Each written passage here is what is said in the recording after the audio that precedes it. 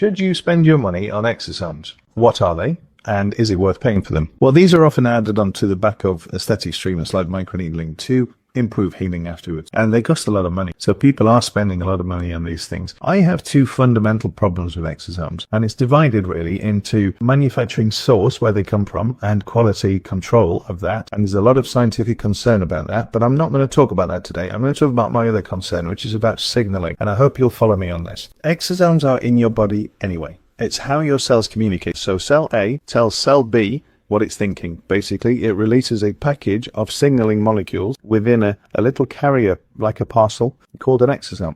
And that's how your cells communicate. It's an incredibly complex signaling mechanism.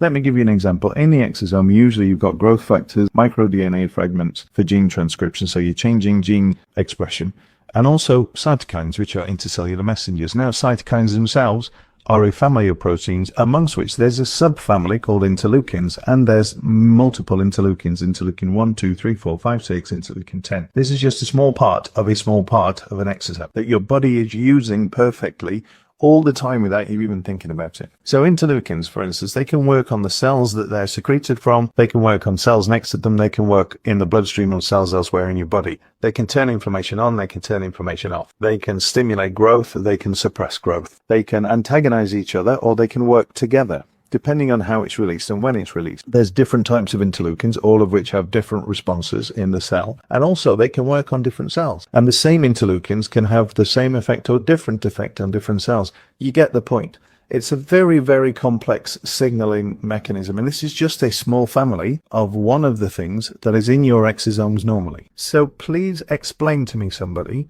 how a company who is throwing exosomes on the skin can do a better job than your own body when you've got such a complex mechanism of signals. How does a company know what signal to give which cell when? How does it know to give the on switch and not the off switch, or to give both on for 2 days, off for 2 days, and when to do that? I'd love to know the answer. To me, it's a bit like the most complex traffic network in the world, where all the road traffic signals are green or red. They're stopping traffic, they're allowing it to flow, some high speed, some low speed, some filter lanes, and then some numpty comes along and presses a button that turns every light to green or every light to red all at once. It's chaos, it's anarchy. Why on earth would you want to do that and pay money for that? Your body knows best. Biology knows best. Trust it.